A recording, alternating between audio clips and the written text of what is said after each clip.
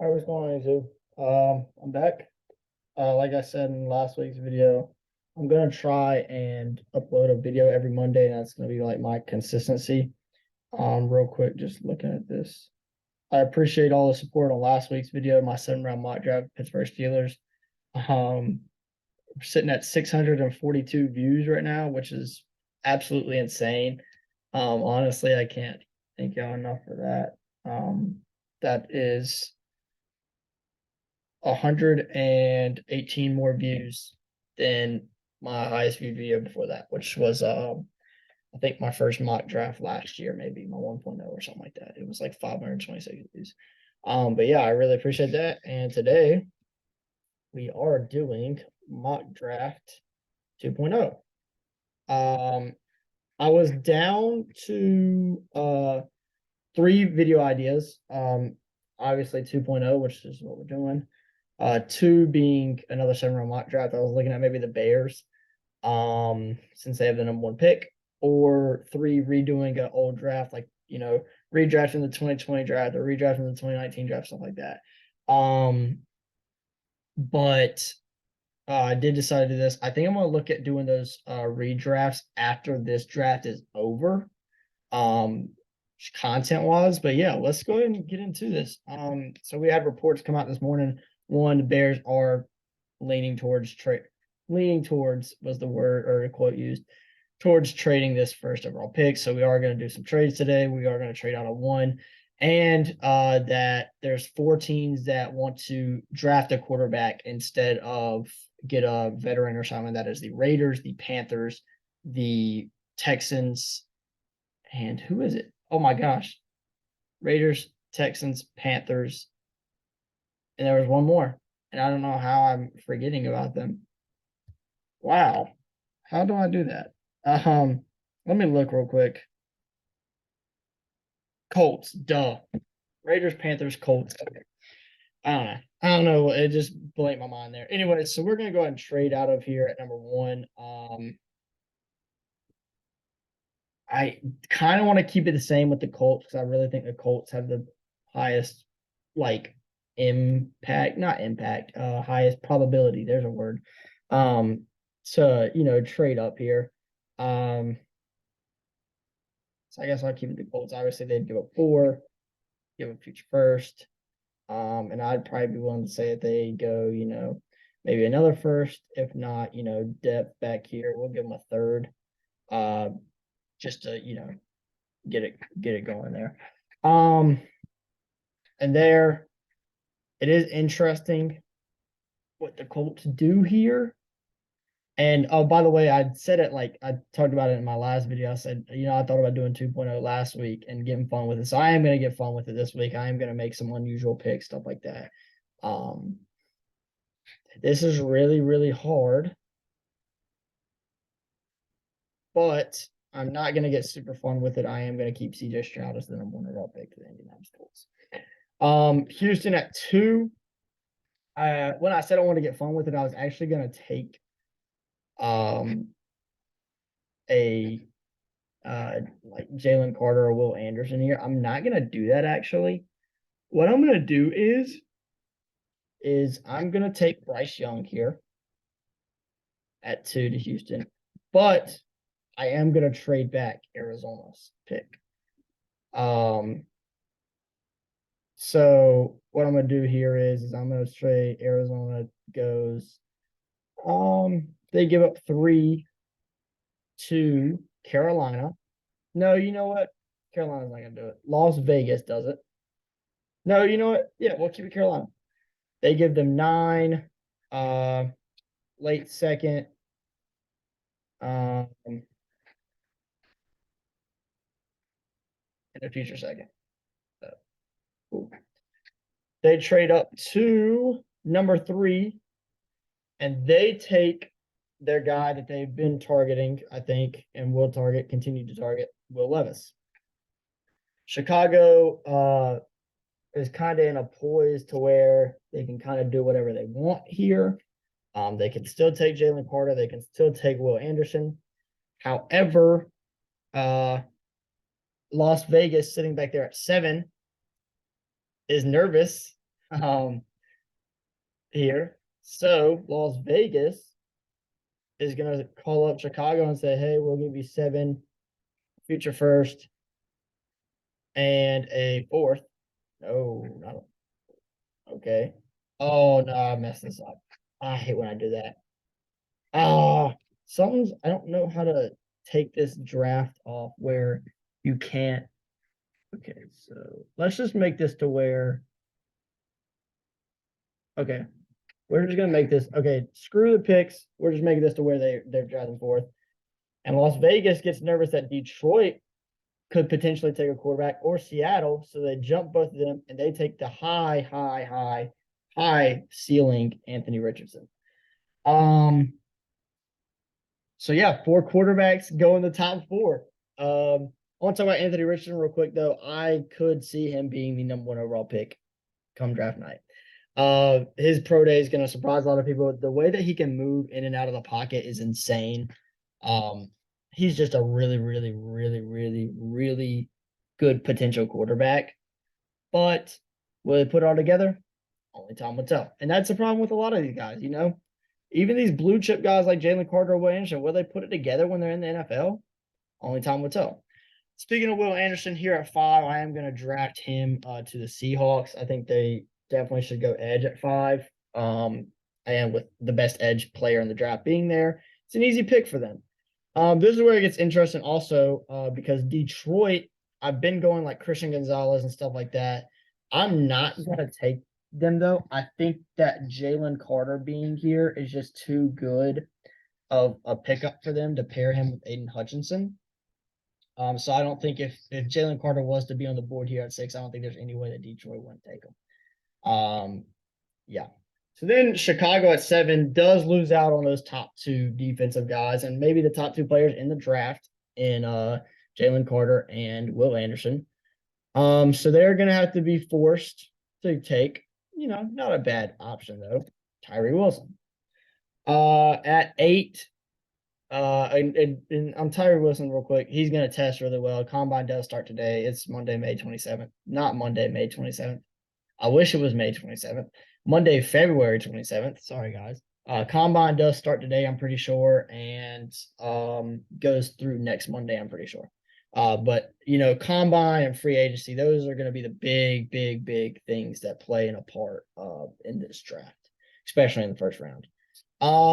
At 8, I think you have to go Myles Murphy here if you're Atlanta. Pass rush just needs so much help, but I'm really tempted to take a corner. I'm really tempted to take a corner, and I think I'm going to do it. And I still think Christian Gonzalez is the best corner in the draft. However, I have had a jump. Devin Witherspoon goes at 8 to Atlanta, and they pair him with AJ Terrell.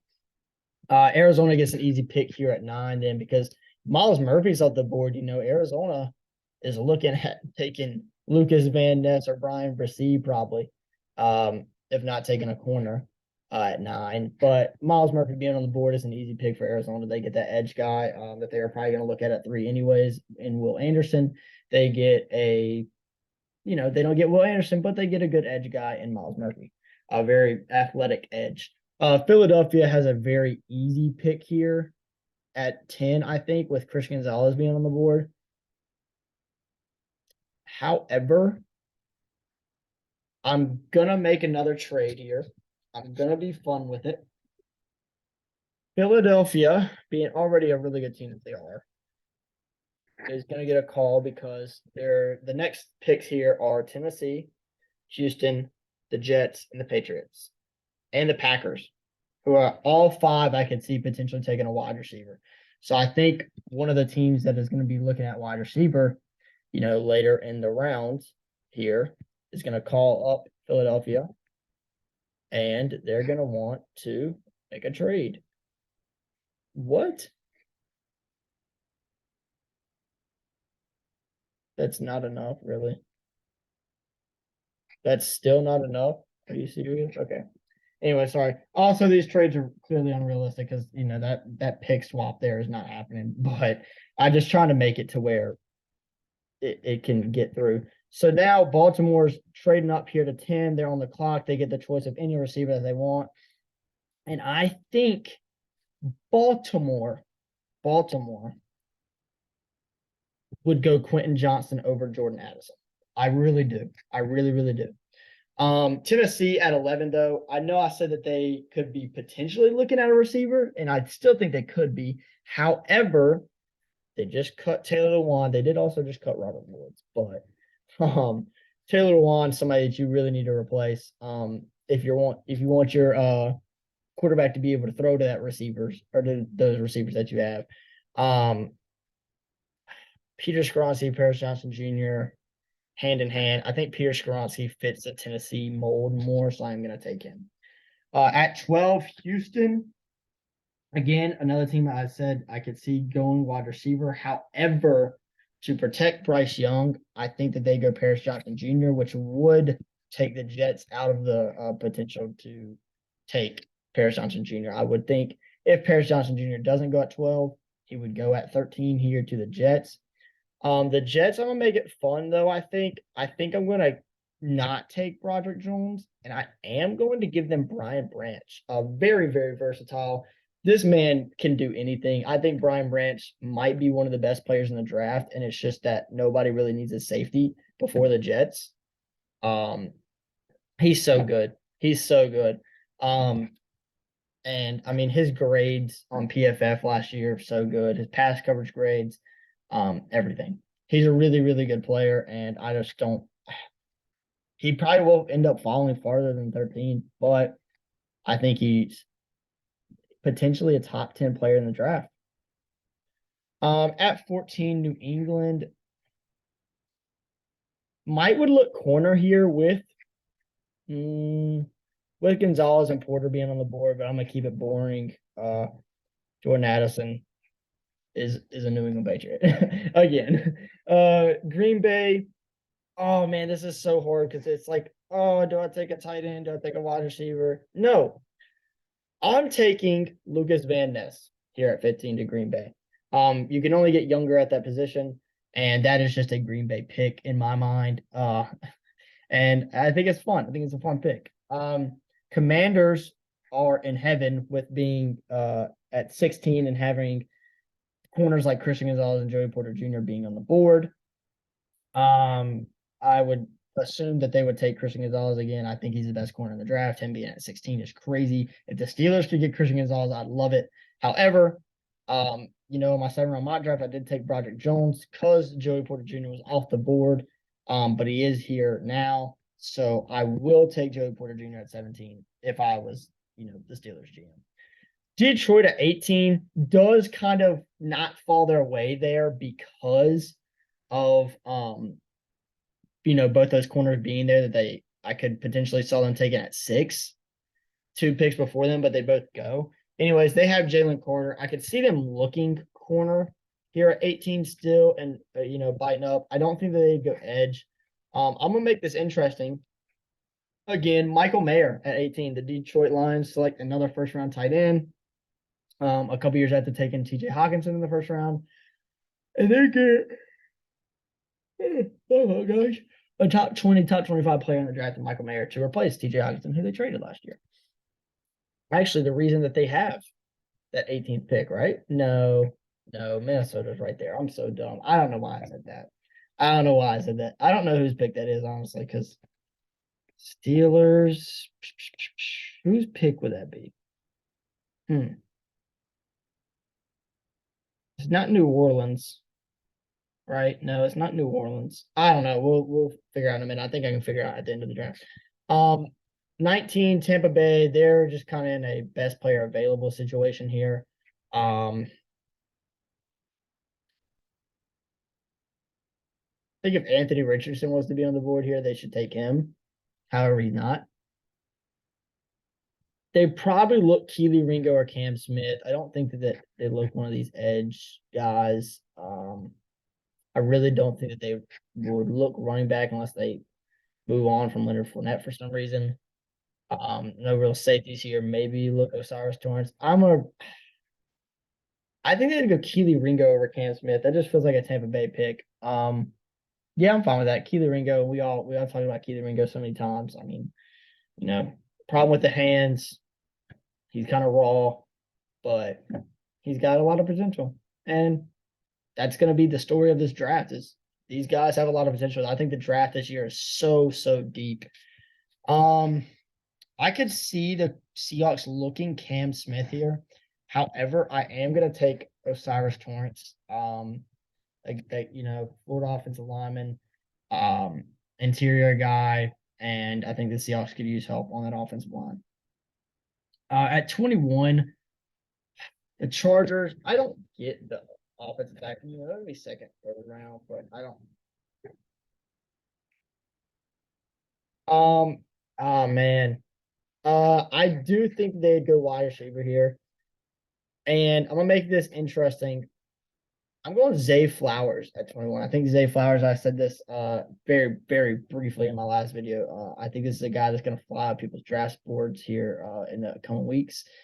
And I think he's really, really good. And I think that he has potential to be wide receiver 3 in this class. If he's not wide receiver 3, he's wide receiver 4. I'll put it like that, straight up.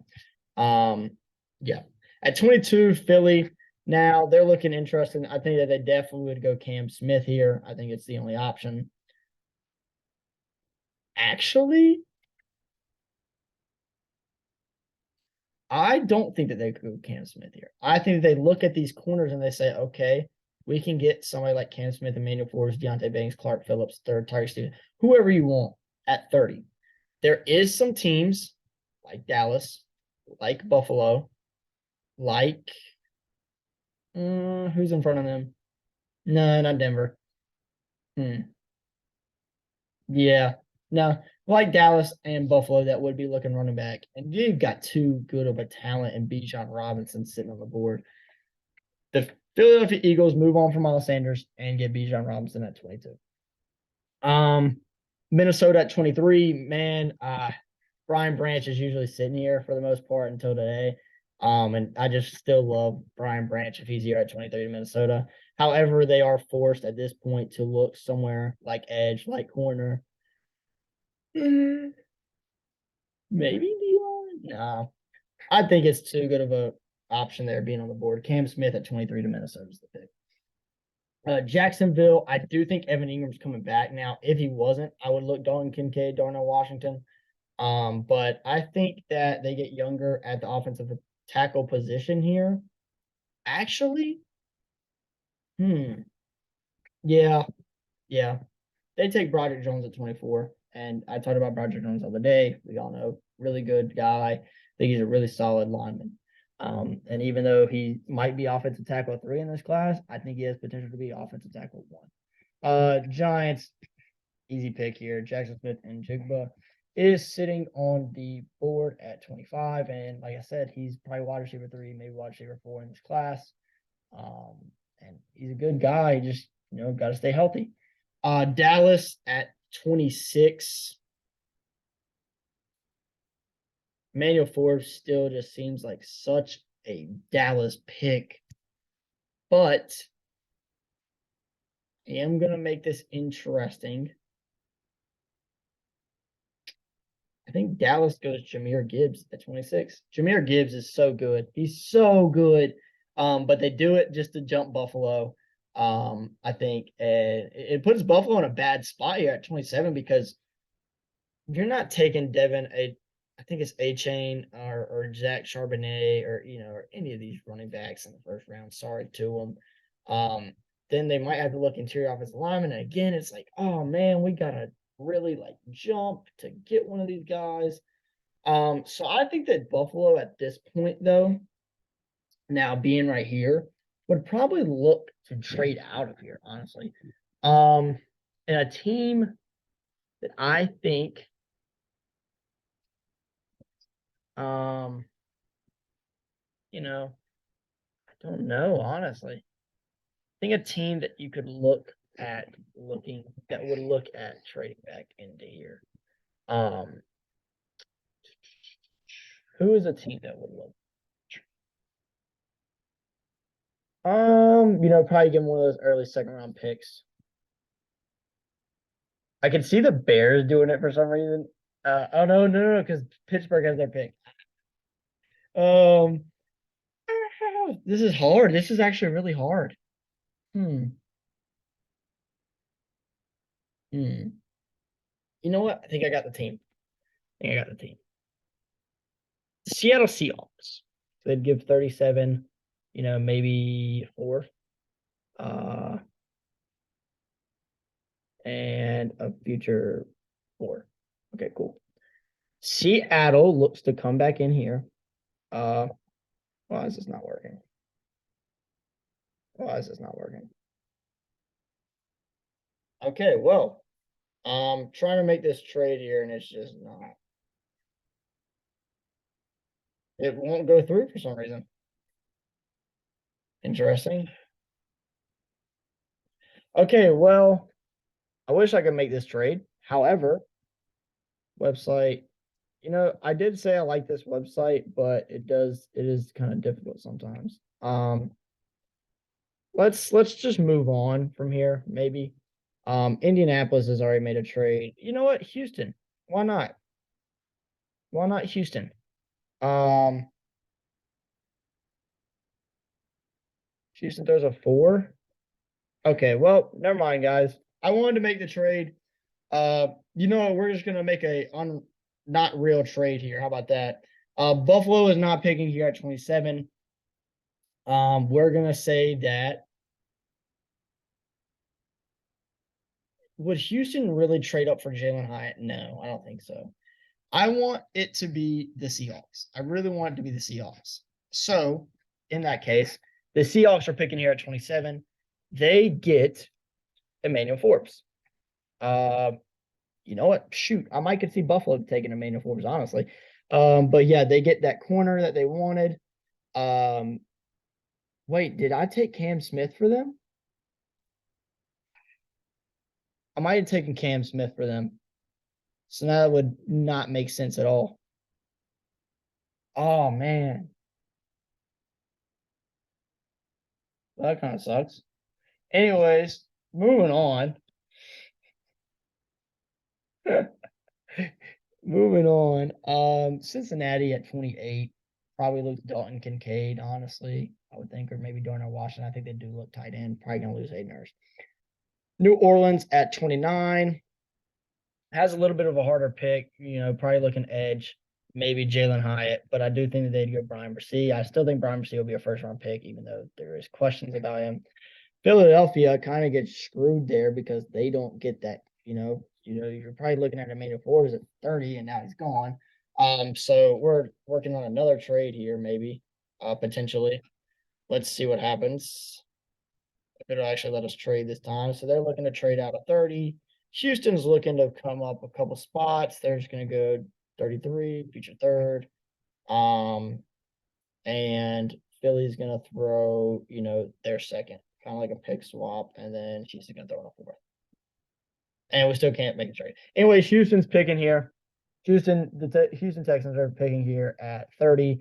They take Jalen Hyatt before Kansas City can. Then Kansas City says, okay, well, we'll take an edge now, I guess. They take a chance on Nolan Smith. And at 32, Pittsburgh, technically first pick of the second round, takes DeJuan Jones. Cool. So who did I take at 20? Oh, no, I took O'Cyrus Torrence. Yeah, okay. So let's recap real quick. All right.